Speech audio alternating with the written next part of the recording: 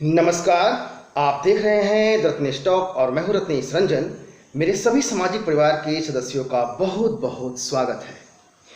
Allahabad high court ने 18 जून 2021 को जो खैराती पत्रकार हैं जिनका काम है देश और देश की परंपरा, देश की सुरक्षा के साथ खिलवाड़ करना, ऐसे पत्रकारों को इलाहाबाद हाई कोर्ट ने उनकी असली पहचान करवा दी है। एक तरह से कहा जाए तो इलाहाबाद हाई कोर्ट ने एक करारा तमाचा मारा है इन खैराती पत्रकारों के चेहरे पर।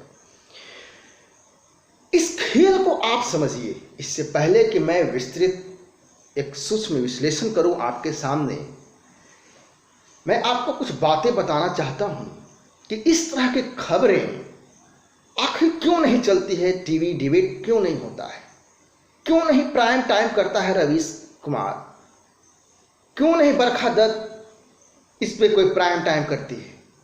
जो पत्रकार धर्मनिरपेक्षता, समाजवाद, लोकतंत्र, डेमोक्रेसी के जो है पैरोकार हैं, ऐसे मुद्दे पर तो उनकी बोलती बंद हो जाती है।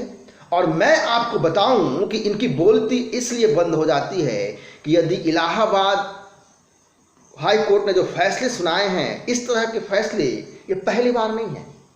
और ये इस तरह की खबर ये लोग चलाते नहीं हैं, न टीवी में, न मैगजीन में, न अखबार में, कहीं भी नहीं। क्योंकि यदि ये चलाएंगे तो इनका जो फर्जीवाड़ा है वह तो सबके सामने आ जाएगा। तो हमें आपको ये समझना है कि जो वास्तविक खबरें हैं कैसे मेन स्ट्रीम मीडिया से गायब हो जाती है या गायब कर दी जाती है। इस खेला को समझिए, इस षड्यंत्र को समझिए, षड्यंत्र की गहराई को समझिए कि जो कोरोना महामारी जो हुआ, इस दूसरा लहर जो 2021 में चला, इन खैरातियों ने ऐसे पेश किया इस खबर को कि पूरी दुनिया में कोरोना तो है ही नहीं, सिर्फ भारत में है। और भारत में भी सिर्फ उत्तर प्रदेश में है। अब उत्तर प्रदेश में सिर्फ क्यों है, अब आप समझिए। चूंकि इलेक्शन है 6 महीने के बाद, तो कुछ तो मुद्दा बनाना है। सबसे ज़्यादा कोरोना से प्रभावित यदि राज्य भारत में कोई है, कोई रहा है, तो वह महाराष्ट्र है। लेकिन इसकी चर्चा नहीं होती है। वो दिल्ली है, इसकी चर्चा नहीं होती है। वो पंजाब है, इसकी चर्चा नहीं होती है। लेकिन चर्चा किसकी होगी? क्योंकि वहां पर योगी सरकार है। आप ये भी ध्यान दीजिए कि कोरोना महामारी का जो षड्यंत्र था, जो फर्जीवाड़ा किया गया खबरों के साथ, इसमें एक खबर और चली कि मोदी योगी में डिफरेंस है, मतभेद है। वह जब खत्म हुआ तो फिर खबर फर्जीवाड़ा चला कि राम मंदिर घोटाला हुआ है। फिर जब राम मंदिर घोटाला का पर्दाफाश हुआ, इनकी असलियत सबके सामने आ गई कि ये फर्जी खबर है, तो अब्दुल की दाढ़ी कट गई। और अब्दुल की दाढ़ी कट गई तो फिर धर्मनिरपेक्षता खतरे में आ गया। तो एक वन बाय वन करके जिस तरह से फर्जी खबरें आती हैं, और जिस फर्जी खबर की हकीकत जब तक आती है तब तक वह फर्जी खबर अपना असर कर जाती है।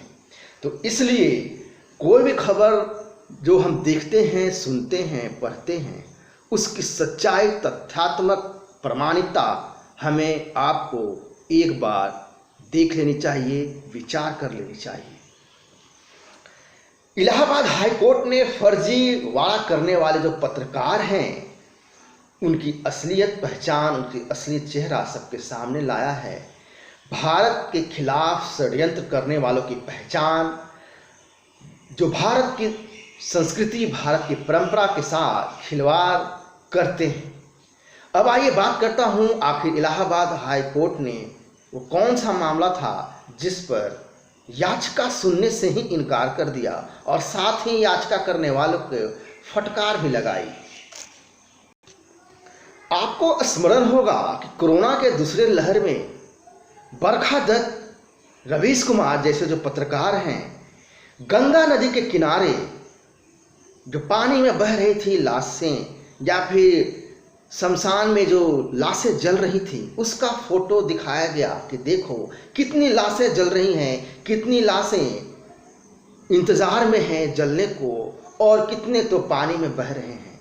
ये जो फर्जीवाड़ा करके जिस तरह से मसाला लगा करके फ्राई करके लोगों के बीच परोसा गया, इसे हमें आपको समझना पड़ेगा और यह भी देखना पड़ेगा कि आखिर इनकी मंशा क्या होती है, बार बार ऐसे फर्जी खबरें क्यों फैलाते हैं। लेकिन इसी खबर को आधार बना करके एक जनहित याचिका दायर की जाती है इलाहाबाद हाई कोर्ट में। लेकिन हाई कोर्ट ने सुनवाई करते हुए कहा कि यदि किसी की मृत्यु होती है तो सरकार दाह संस्कार करती है क्या? सरकार ऐसा करेगी? हाई कोर्ट ने यह भी टिप्पणी करा कि इस याचिका को अनुमति वो नहीं देंगे, कतई नहीं देंगे।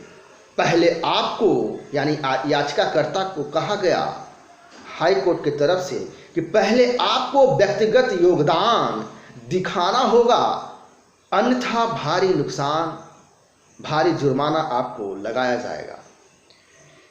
क्या तुमने एक भी लाश अंतिम संस्कार किए हो?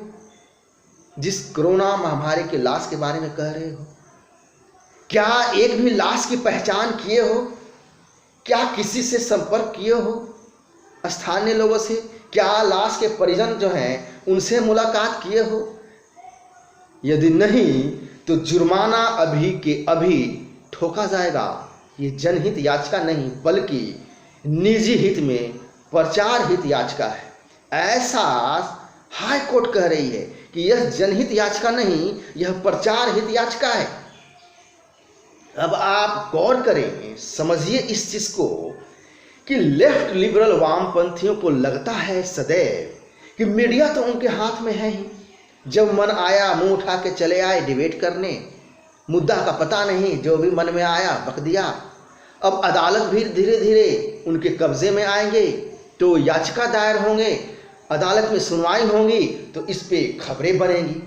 तो यह इनकी मनसा होती है कि फर्जी खबरों को कैसे फर्जीवाड़ा करके इसको प्रमाणिक घोषित कर देना है।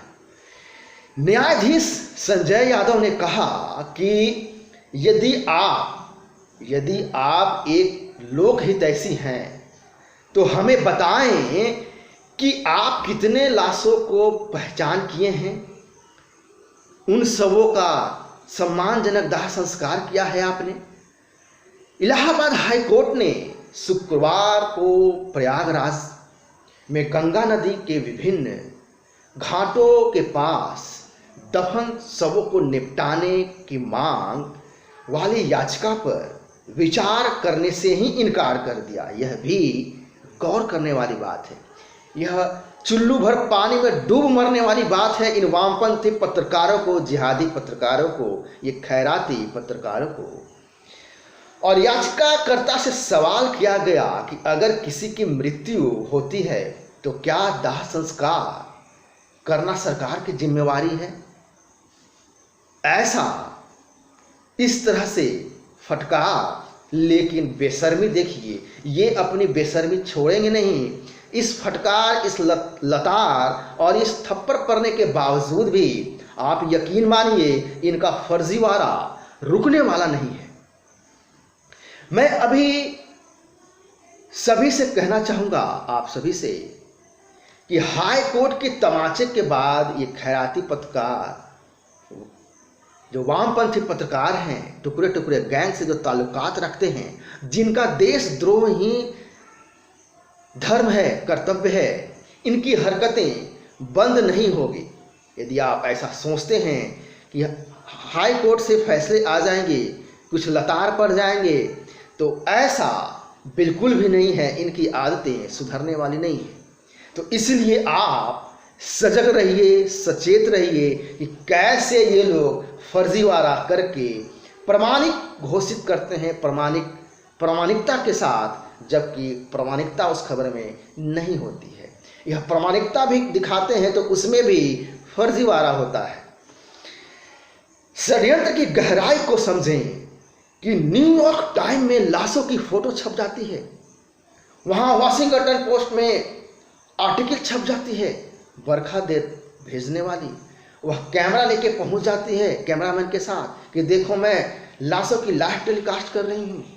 और वही चीज तो कोर्ट ने पूछा कि तुमने, यदि तुम जनहित याचिका कर रहे हो और इतना तुम में इंसानियत है तो तुमने कितने लाशों को तुमने सम्मानजनक रूप से दाह संस्कार किया, लेकिन तुमने तो फर्जीवाड़ा करनी थी, लाइव टेलीकास्ट करनी थी।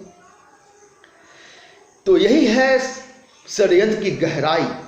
लेकिन यह फर्जी खबरें पहुंचाने वाले फर्जी पत्रकार की फर्जीवाड़ा पर जो हाई कोर्ट की लतार पड़ी है उस पर कोई चर्चा नहीं हो रही है। यह भी आप विचार करें, और चर्चा होंगी भी कैसे। ज़्यादातर जो आपके चैनल हैं वह तो इन्हीं जिहादियों का है, वही जिहादियों के पैसे से चलते हैं। इनके देशद्रोही देश तोड़ो अभियान में ये लोग शामिल हैं, उसके सदस्य हैं। तो आप उनसे ऐसा उम्मीद भी नहीं कर सकते हैं कि ये इस खबर को चलाएंगे। यदि ऐसा करेंगे तो इनकी हकीकत भी तो सबके सामने आएगी, और ऐसा करेंगे तो इनकी दाल रोटी जो चलेगी ही नहीं इनकी। और ये जो बेईमानी और देशद्रोही करके, देश के साथ गद्दारी करके जो पैसे कमाते हैं, उनकी बेईमानी रुक जाएगी, उनकी गद्दारी रुक जाएगी। तो इसलिए वो ऐसी खबरें नहीं दिखाएंगे कि देखो इनकी फर्जीवाड़ा पकड़ी गई है और इनकी फर्जीवाड़ा पर हाई कोर्ट ने लतार लगाई है। इलाहाबाद हाई कोर्ट ने जो टिप्पणी की है ये जनहित याचिका नहीं बल्कि प्रचार हित है। आप इसे ध्यान रखिए, और जब भी आप सोशल मीडिया पर किसी जिहादी पत्रकार, खैराती पत्रकार से मिलें तो यह बात आप जरूर वहां पर लिखें कि इलाहाबाद हाई कोर्ट ने कहा कि यह जनहित याचिका नहीं, यह प्रचार हित में याचिका है।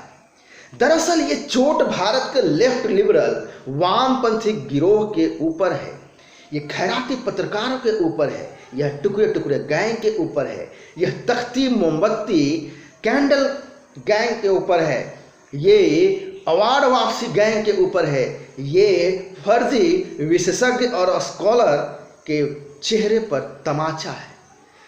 भारत के खिलाफ षड्यंत्र करके बेईमानी और हराम की कमाई खाने वालों के ऊपर ये तमाचा है। तब आप समझ पाएंगे कि कैसे ये लोग लेफ्ट लिबरल वामपंथी भारत की छवि को दुनिया भर में ये बर्बाद करते हैं। ये तनिक भी नहीं सोचते हैं कि वह अंतोगत्वा मोदी विरोध में यह इतने अंधे हो चले हैं कि देश विरोध ही करने लगे हैं। हालांकि वामपंथियों का चरित्र ही यही रहा है आरंभ से, देशद्रोह। तो यह है पूरा विश्लेषण। आशा करता हूं यह विश्लेषण आपको अच्छा लगा होगा। मैं फिर मिलूंगा दूसरे मुद्दे के साथ दूसरे वीडियो में। तब तक के लिए नमस्कार, जय हिंद।